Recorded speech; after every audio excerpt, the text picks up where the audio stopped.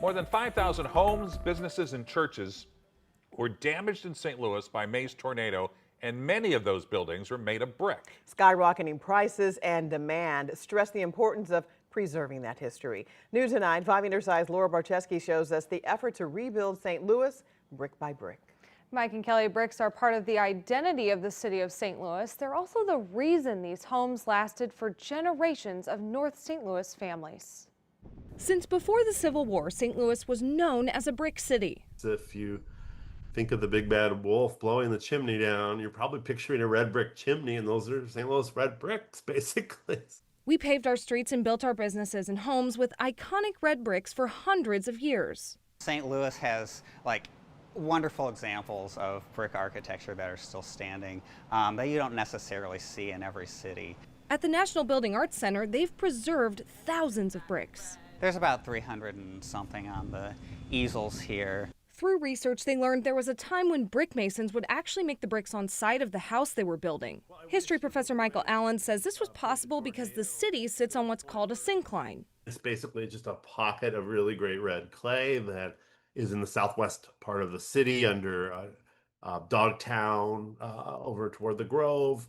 Our city is the home of one of the largest brick makers, the Hydraulic Press Brick Company, which in the early 1900s was making 150 million bricks per year.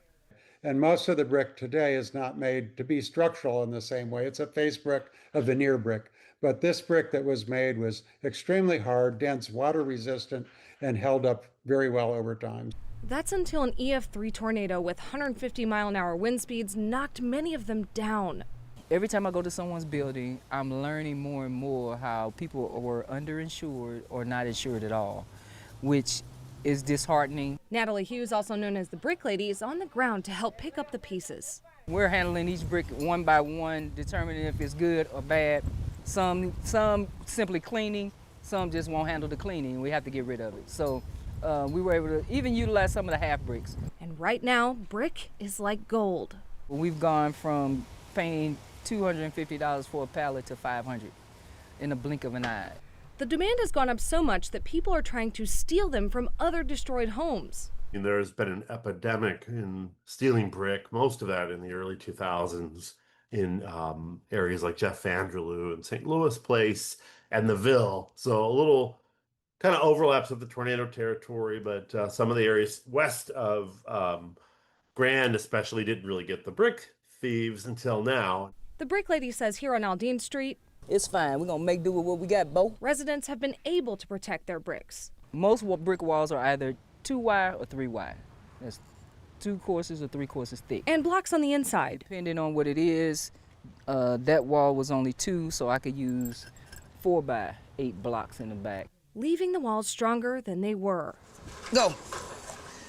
Push.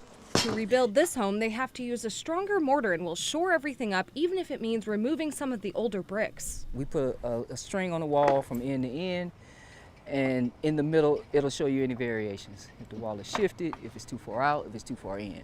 Allen says preservation like this is important for families and for our city.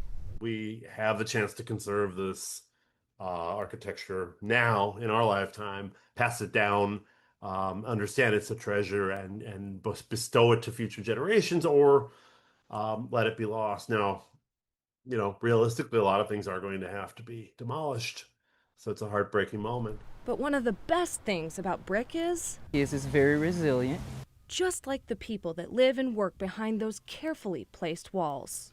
It's giving people hope and faith that they can move forward. The city says they're still working on what they're calling a brick bank to store the bricks safely and then later get it to families who need it.